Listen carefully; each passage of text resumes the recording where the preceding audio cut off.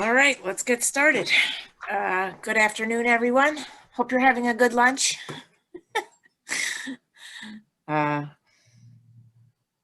Additions and changes to the agenda? I don't believe we have any. Well, we do have one. We have one tip amendment that did not go out in the original mailing that was sent out yesterday, and hopefully everyone, has received that for the meeting today. If you have not, please vocalize it now, and Mario will email it to you right now. It was an email that went out yesterday morning, I believe. Correct. Is there anyone who did not receive that? Okay. That's the overhead signs? Yes, correct. Yes, okay, thank you. All right. Approval of the minutes from November 5th. I reviewed the minutes. I didn't notice any errors or omissions. Does anybody else have any comments to the minutes? Nope. Can I have a motion to accept the minutes? Brian, I'll move it. I'll second it, Mary. Okay, Brian first, Marty second. Any further discussion? All in favor, aye. Aye. Aye. Aye. Okay, motion carries unanimously. Sorry, something was going to start on my computer and I don't want it to. All right, the minutes are approved. Communications and reports, the financial statements. Sure. The financials are for this month for September. Again, we are still running about a month plus behind, just the nature of the world, the way it's running right now. In terms of where we are year to date, we are about 2% over budget, which if it stays consistent will yield a shortfall in the neighborhood somewhere between $20,000 and $30,000. As reported last month, it's due mostly to some additional costs related to COVID and an IT upgrade that we're splitting with our host agency to allow us to operate better remotely.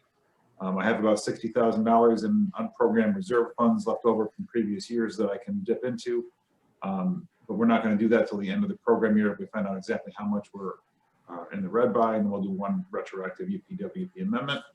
Other than that, the financials are pretty much where I'd expect them to be. Any questions or comments? I'll answer them.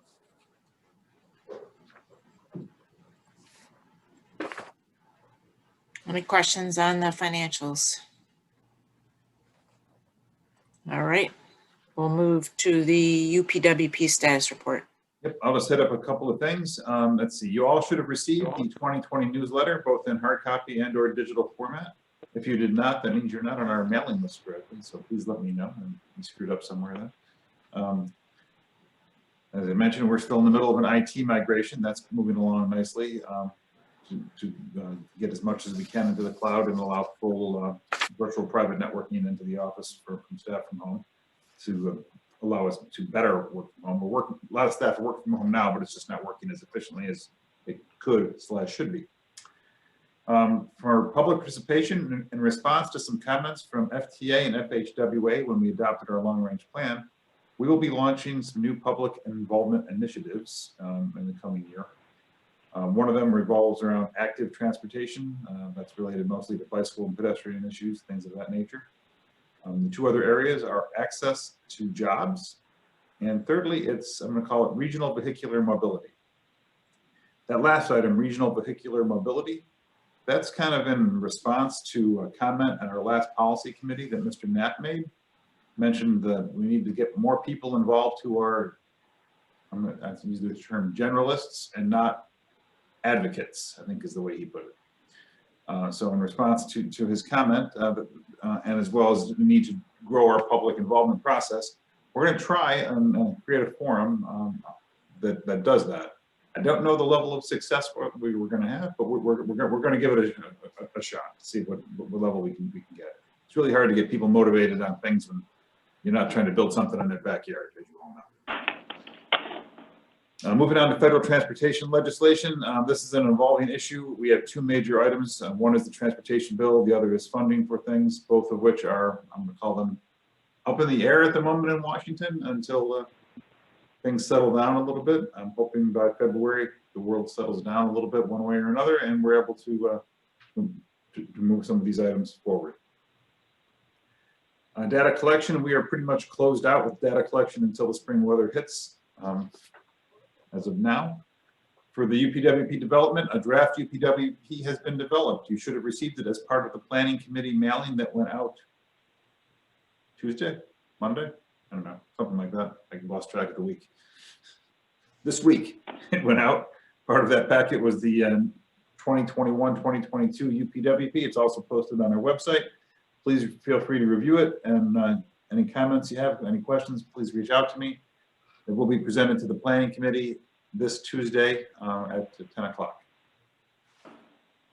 In terms of GIS, we're doing a lot of GIS work related to the county's Empire State Trail project. Additionally, we're working on trying to come up with better ways to leverage New York State's crash data sets that they have available to us online, integrate that with our GIS systems better than they currently are to aid in our analysis.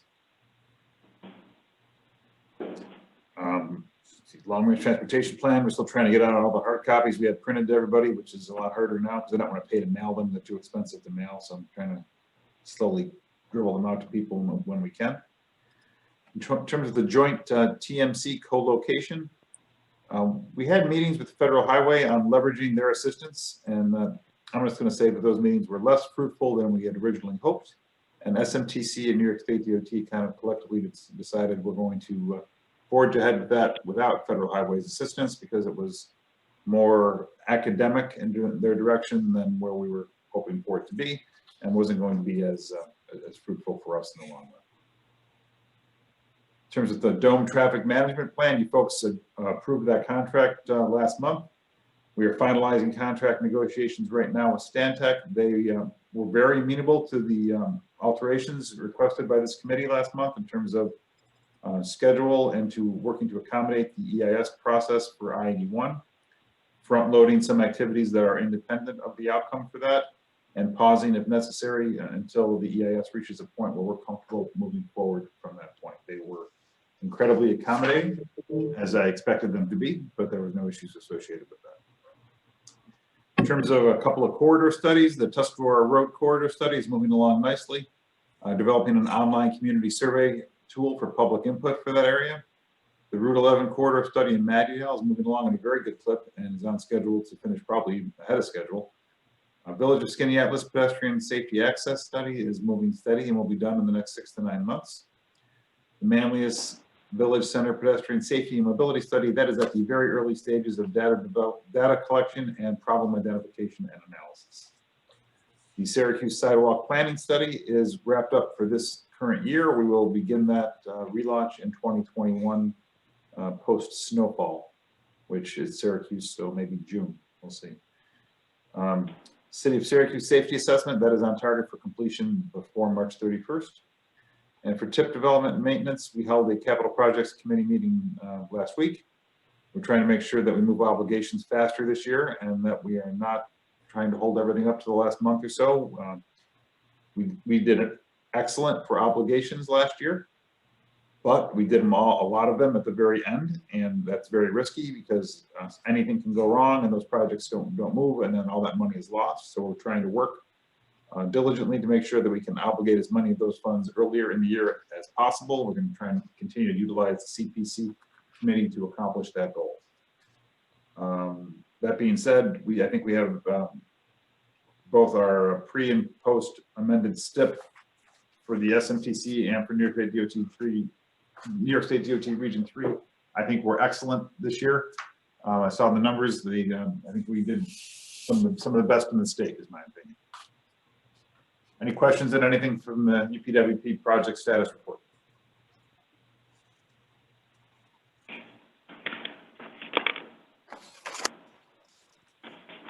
No questions? All right. There's no old business, so we'll move on to new business, TIP amendments. Okay, so we have 5 TIP amendments, including the one that I sent out yesterday. I'm just going to go through them. Number 1 is from New York State DOT. It is Route 11 Sidewalk and Pedestrian Safety Project. It has extended project limits, which requires an additional $42,000 in flex for construction and $4,000 flex for the inspection phase. Offset is provided to available planning targets. Number 2, another New York State DOT project, maintenance by contract, Route 20. Cube the line to one to Route 175, that's the one that goes through Skinny Atlas. They're trying to be cognizant of the fact that SMTC is in the middle of doing a study for that, that's working with the town and the village. It's going to result in hopefully some alterations to the initial capital program, which was just simple paving, and this will be a little bit more than that. To that end, they're proposing adding 1.6 million NHPP to the construction phase and 160,000 to the inspection phase. That is provided by offsets that were made available last month with that slew of TIP amendments and that crazy diagram we shared with you at the last month's executive committee. This is leveraging those funds that were freed up through that process. Next, bridge replacement 298 over I-90, Town of DeWitt. Again, New York State DOT, but this one is a thruway related project. The bridge over the thruway, it's delaying the construction and inspection phases to from 22-23 to 23-24. The offset will be provided by state dedicated funds. And those funds that are being freed up are going to the next project. That's the bridge replacement of I-81 over East Calvin Street in Syracuse for DOT.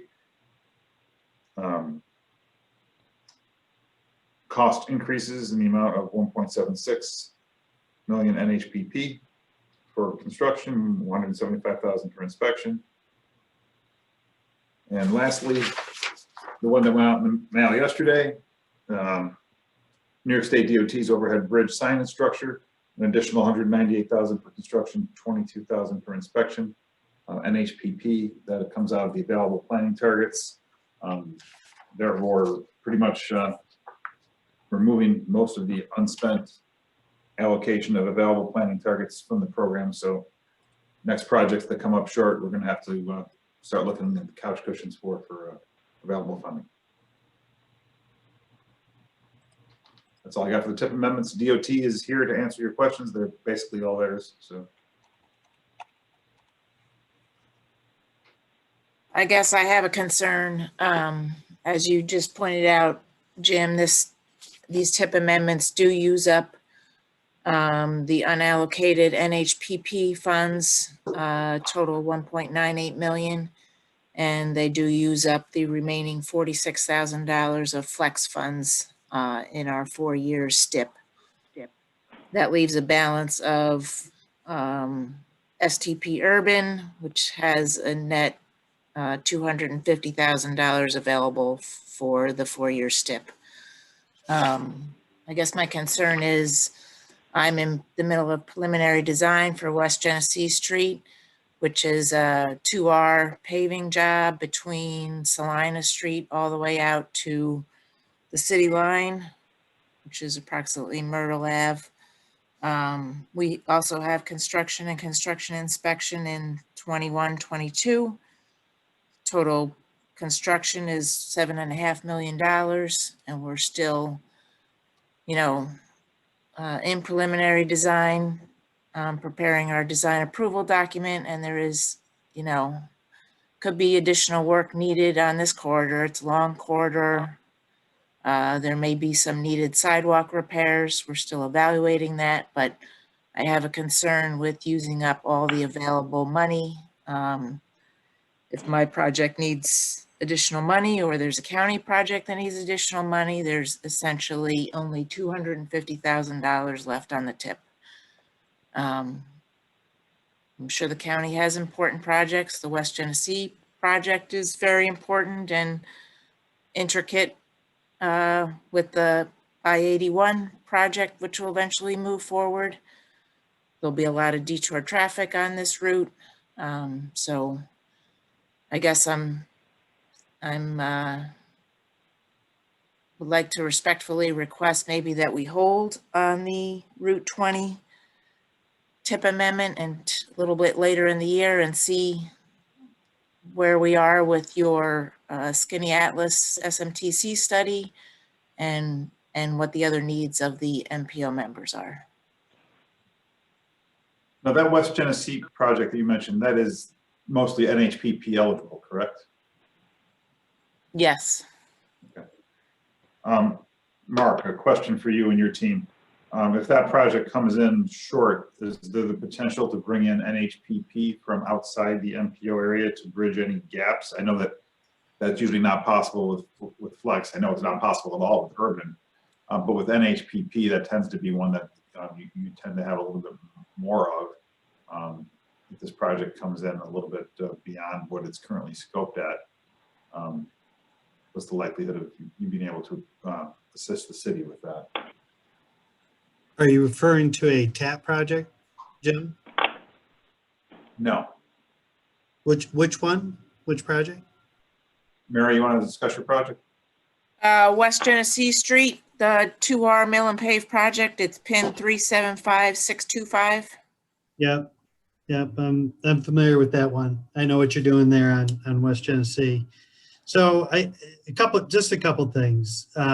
We talked about this last week during the CPC, and I think that it's important to state just a couple things. One, when we go through, and we don't know if we're doing a program update next year, the very first thing we have done over the last 2 program updates is right-size projects based on available funding. And we've put the puzzle back together when we've done that. So I think the opportunity for projects that are out in the future, and that would include the Route 21 that we're looking to do tip amendment on, and it would include potentially the 81 over Colvin Street one. We've right-sized all projects, county, city, thruway, state. So that's usually been the first. So projects in the outer years, as you develop them, they change. And we recognize that. And this is a reflection of for us, like the overhead sign structure that Jim sent out yesterday, that's already been let. We know we have a shortfall. And so freeing up that money, and the ADA, which is going to be let in March, both of those are imminent. Some of these outer ones, there's the opportunity to adjust that at program update. The second thing that I would just mention is, and as we talked about at the CPC meeting, is there the opportunity not to fully fund all of the program? When we're doing the competition, it's not giving you, all of us, as many projects as the funding includes, but maybe that creates that slush fund that Mary's talking about to be able to handle some of the cost overruns. Well, I'll be frank. I had to have input on that one, Mark.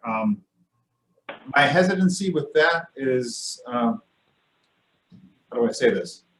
You folks at New York State DOT are more efficient, so you would probably end up identifying the shortfalls first and being the first at the trough to leverage those available funds that were left over in the extras before the city or the county were aware of the fact that what their shortfalls were. I mean, it's just the nature of, if you look at the program the last couple of years, you folks are fully obligated before the county or the city have really identified their cost overruns.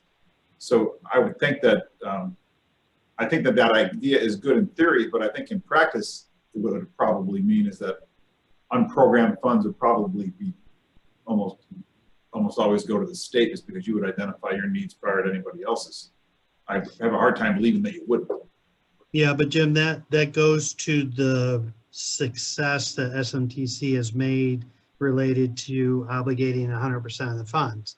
Yes. And the requirement is that you're not doing it in the fourth quarter or, the end of the federal fiscal year. You're doing it throughout the process. So, getting everybody to obligate their money early in the process allows for us to maximize the money. If we're not doing that, then we're not going to be successful at the 100% rate. Because if you're letting a project in September and it comes in high or it comes in low, that's going to be reflective of how much money you're putting into play in Onondaga County.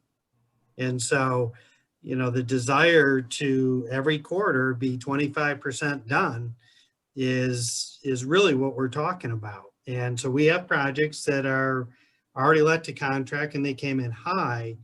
We don't have that ability in August and September to do that because we don't know how much money is available. So I am, at least for the projects that are in this year, I mean, we're ready to spend the money now. And so for some of the projects in the outer years, you know, I think we can compete on any platform for the NHPP or other fund sources. We'd like to do all of them, but if, you know, I just think that let's not compromise the 100% success rate of spending all the money. I agree with that.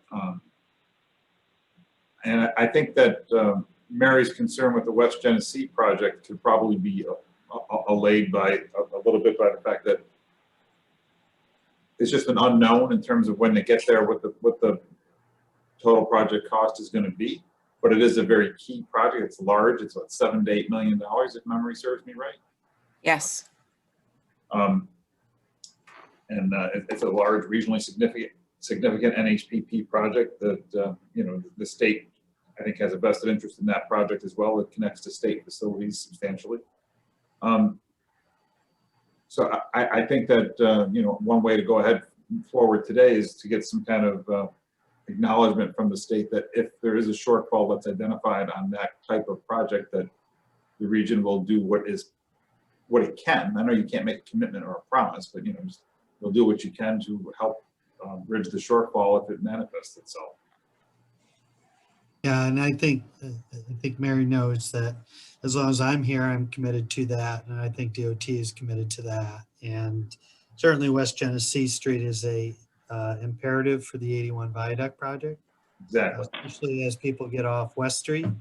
That's one of the reasons we want that project to go forward, because we do see that it already has a lot of traffic. It's going to get more, especially during the construction of the Exactly. I agree. I think it would be in everyone's best interest to make sure that project moves forward. So I think that if that project comes in with a cost overruns, especially since it's NHPP eligible, those funds seem to be more available, more possible to be able to be brought in than some of the other fund sources. So I think that, I think that, you know, we can alleviate some of Mary's concerns with that, just, you know, with the way that we do work around the table and just the general commitment that we're making, that, you know, we'll try to make sure that that project does occur. If I could just add, we have one other concern too, relative to, is that NHPP eligible? We have a West Genesee, ironically, project as well. It hasn't been bid yet. In the next month for the West Genesee corridor from, you know, roughly, I'll say Westland to 173 and then down to Milton. You know, we're not sure where that's going to come in either, if that's going to come in over, and you know, it just makes us nervous because that's one that's been in the drawing board for a couple of years now, and we really need to get moving on that. It just creates a little uncertainty with not knowing what would happen if it did come in high as well. Is that for construction for this current fiscal year, Murray? Yes.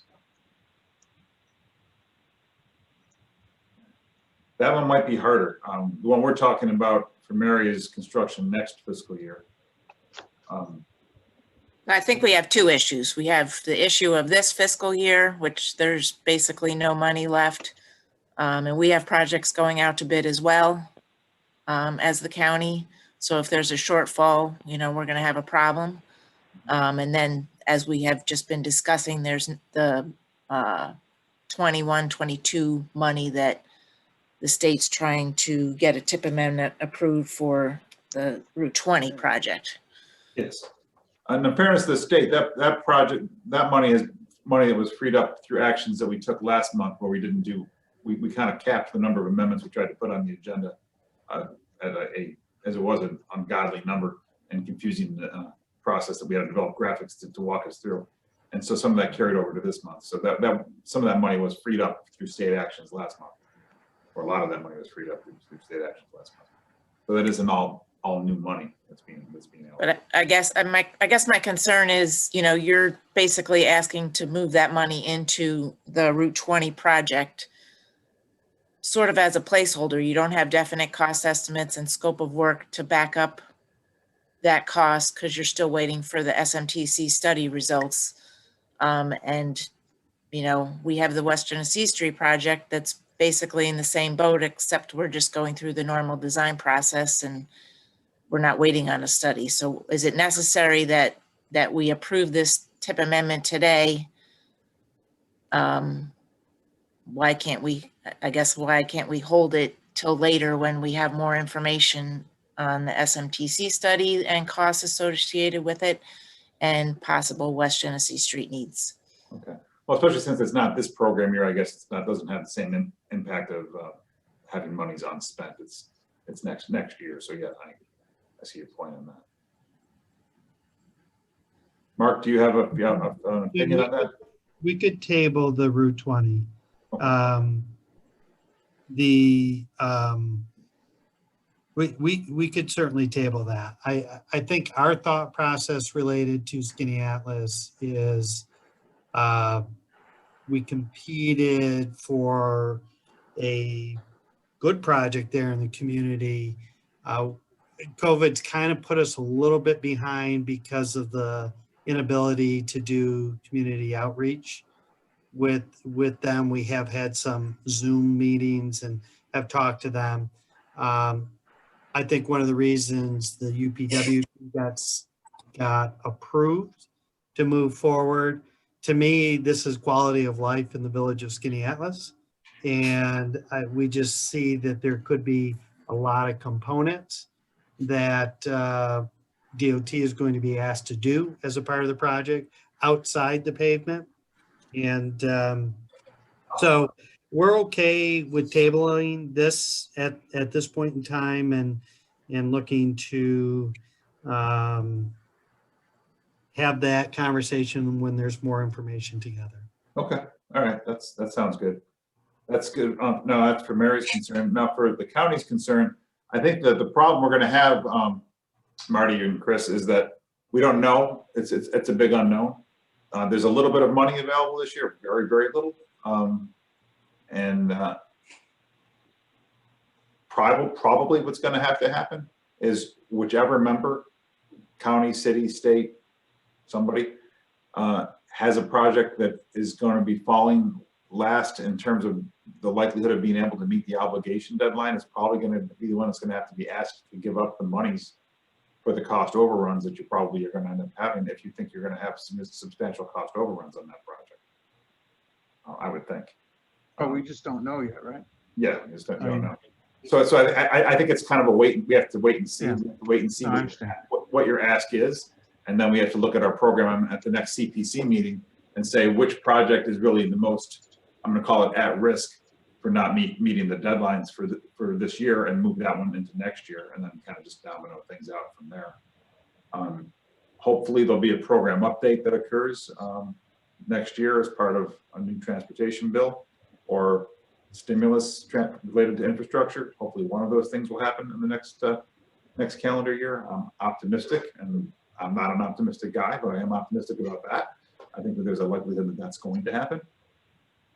So I think that next year is going to look better than this year, but your problem is going to be this year. So the problem is going to be figuring out what project we move to next year if your problem manifests itself, I think.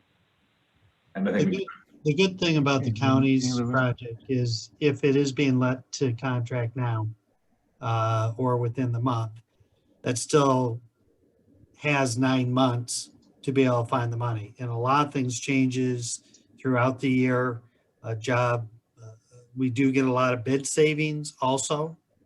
So Marty and Chris, let's move forward to the awards and to the lettings, and that's why we have the award process in there, is to be able to have those conversations, to be able to make adjustments on the tip and be able to right size the project.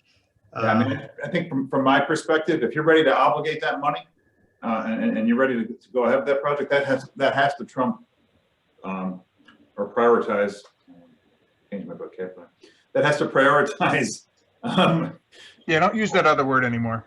Yeah, it has to prioritize over projects that aren't really at that stage yet. I mean, the number one thing is to make sure the monies are spent, the projects are moved forward. I think that we have to make sure. So if you're ready to move on a project, I think we have to do whatever is possible collectively around this table to make sure that that occurs. Agreed. Okay. All right. So we'll table. So I think what we're hearing is we're going to table the Route 21 and leave those resources unallocated into our general planning target area for now, and to be revisited later in the program year, or probably at the next capital projects committee, which we'll set up for early 2021, probably I'm going to assume February, late January, something like that. Does that sound like reasonable? Yes. Okay. So we are proceeding with 4 tip amendments and we are holding 307625, right? Okay, can I have a motion to approve the 4 tip amendments which does not include 307625? Move it. Brian, second. This is Mark, I'll second it. Mark, any further discussion? All in favor? Aye. Aye. Aye. Opposed? Okay, motion carries unanimously. Thank you. Now we have the SMTC annual salary plan. Yeah, this was something we were supposed to deal with in March, but as you all are fully aware, the world caught fire, and a lot of things just didn't occur as they were supposed to have occurred. So the last time the salary plan was adopted was in March of 2019. Historically, it is adjusted by a very small amount related to the consumer price index and inflation. Most recently, history has been working for the past 5 or so years. I've been working with the former CEO of Centro to help us calculate that so that it's based in numbers that one of our member agencies relies on, and not something that everyone can have faith in, and nothing that I'm making up on my own here in my shop. And some of the much larger our budget is utilizing, and that's usually used as a factor for figuring that out. My recommendation is we do not do that this year, but I do not want to ignore the fact that we have to bring this item back. Historically, if you look back more than 10 years ago, sometimes this item was never brought back to the committee for several years in a row, and then people were wondering when it did come up, why is it coming up? So I want to get everyone used to seeing it every year at least. Make sure everyone realizes that it is something you have to act on every year. But I am proposing 0 changes to the salary plan for the next year. It'll stay as it was adopted in March of 2019. Just as a reminder, the salary plan does not give anyone at SMTC raises. There are no steps, there are no increments, there are no cost of living adjustments at the SMTC. All there is merit raises, which traditionally in the normal years run from 0 to 4% based on merit. This year, we're not doing that. I'm doing a 0 to 2%, with 1 being the norm, and some zeros going on as well, is going to be the norm for this year, in line with the current fiscal situation that is going on. So that is the status of my reviews. I'm going to be doing those in the next 30 days. And I'm just looking for you to agree that the salary plan stays as is from 2019 to 2020. So Jim, just to clarify, so you're doing your employee reviews and the merit increases would be for calendar year 2020, or is it starting in 21? No, I would do the merit reviews normally I would have done them back in April, but I didn't do those. They do everything, Right. Nothing happened. So I was going to do them in January. And they would not be retroactive to them. They would occur in January. So you're basically skipping 20 and doing them in 21. Yes. Get that? Do I have that right? Yep, that's correct. Okay.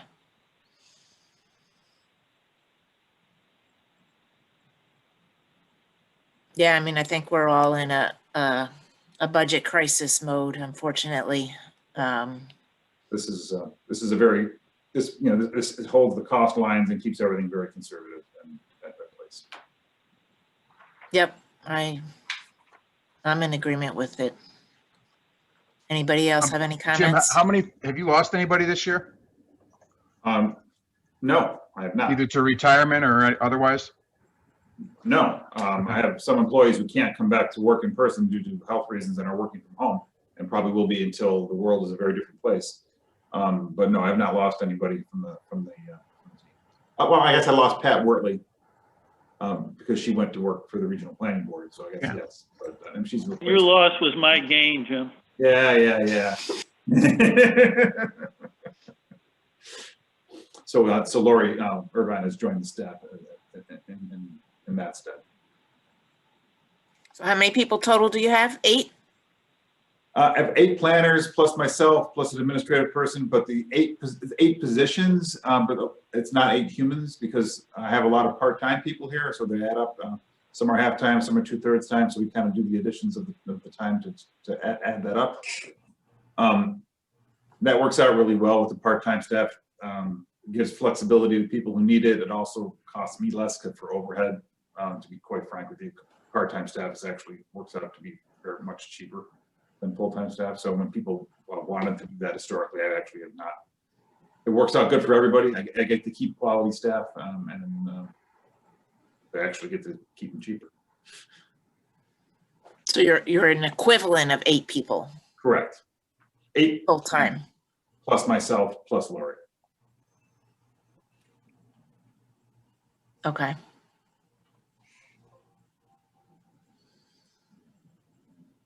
Anybody have any comments? No, I'm good with it. No, seems reasonable. State's fine with it also. Do we have to take a vote on this, Jim? Yeah, probably just doing a motion just for the record, just so that we have that, no one can come Okay. back and say you were surprised later. Can I have a motion approving the plan? I'll move it, Mary. Okay, second. Marty, second.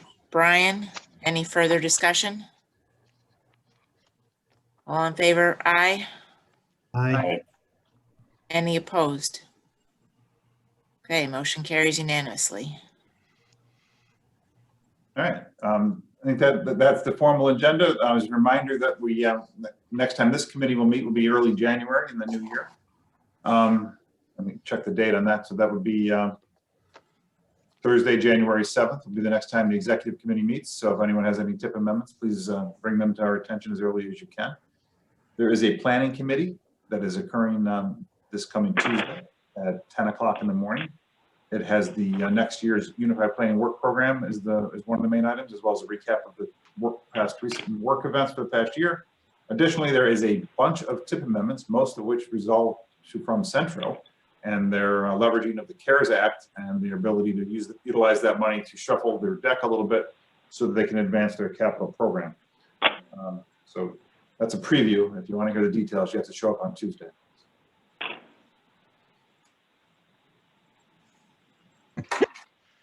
Oh, man. Promises to be riveting.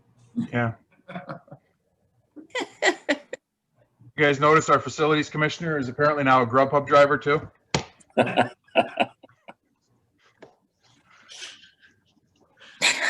Well, as long as you're out on the road, right? Hey, he was out at the stadium, you know. Apparently I got Arby's out of it. All right, can I have a motion to adjourn? So moved. Brian, okay, second. Second, Mary. Marty, all right, we are adjourned. Thank you very much, everybody. Talk to you soon. Take care, everyone. Thank you. Have a happy holiday if I don't Thank see you. anybody. Everybody, You too, Mary. thank you.